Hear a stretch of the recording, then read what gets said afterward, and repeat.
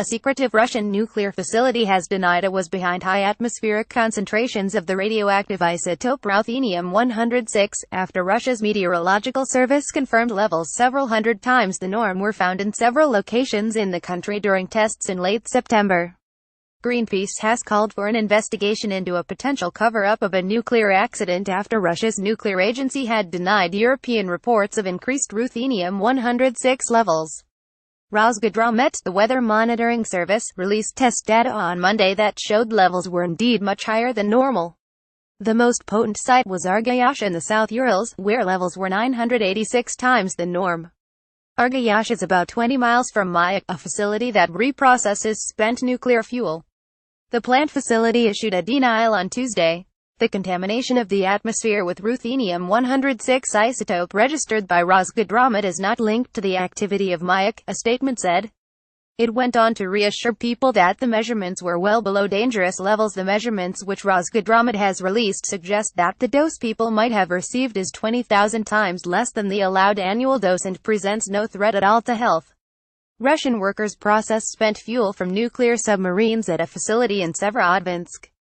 Photograph Sergei Karpykin. Reuters. Nuclear experts also said there was no evidence to suggest the leak posed a significant hazard to human health or the environment.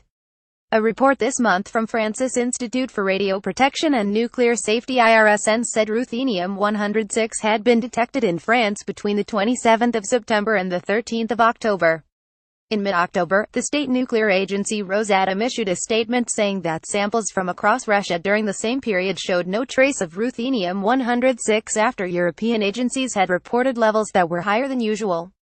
IRSN map showing spread of radioactivity. Greenpeace Russia called on Rosatom to open an in-depth inquiry and publish the results about the incidents at Mayak, and the group also said it would ask prosecutors to look into the potential concealment of a nuclear incident.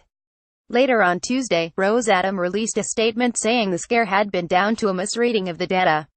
Rosatom categorically confirms there have been no unreported accidents or reportable events on any of its nuclear sites. It also confirms that the recent Ru-106 emission which is being reported is not linked to any Rosatom site, the nuclear agency said. Rosatom said the high readings in Argayash were still lower than those taken elsewhere in Europe, such as in Bucharest, suggesting the emission did not take place on Russian territory. Neil Hyatt, professor of nuclear materials chemistry at the University of Sheffield, said this isotope comes from recycling of nuclear fuel or medical isotope targets. It's quite short-lived, so that means it must be relatively young fuel. It must have come out of a reactor recently and been reprocessed recently. Ilya Yarmoshenko, a scientist, told a Russian news agency that the high levels of ruthenium-106 were harmless, and levels 10 times higher of other radioactive substances could be found inside normal homes. He said there was no need to evacuate any of the residents of the affected areas, but added that the most important thing now was to identify the source of the radiation. Hyatt agreed it's certainly not a major health concern based on what we know at the moment. If it's concentrated, you would certainly want to limit access to that area. If it's not ingested, then the hazard is going to be lower. Professor Paddy Regan, a nuclear expert at the University of Surrey, said when they say this was 900 times the background level, it's a surprising number, but the background level is basically zero. I don't think there's any radiological danger from it. The measurement of this highlights how sensitive radiation detectors are. It's basically impossible to hide a leak. If it was a weapon explosion or a reactor leak, there'd be other radioisotopes, so it looks like a leak from waste reprocessing. Earlier this year, the Mayak facility began receiving shipments of spent fuel from decommissioned nuclear submarines in the Arctic. Photograph AP. Hyatt said it was unusual that other radioisotopes had not been detected, as normally waste fuel would contain a mix of different nuclear materials. One possibility is that the fuel was being processed and concentrated for use in nuclear batteries, which are used in satellites.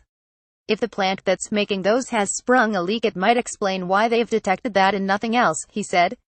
Evgeny Savchenko, the top health and safety official in Chelyabinsk region, where the Mayak facility is located, dismissed health fears as hysteria and said the fact that the information came from abroad was suspicious, noting that France also has a nuclear fuel processing site that competes with our Mayak.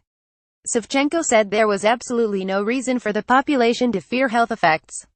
Note that officials and their families don't have injections against radiation, so you'd have to be a total fool to hide dangerous information and not take steps to save people, he said.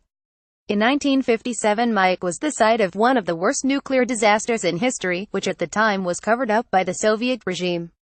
This year, shipments of spent nuclear submarine fuel that had been left at an Arctic naval base since the Soviet period began to be shipped to Mayak, where it will be reprocessed and repurposed for use in civilian nuclear reactors.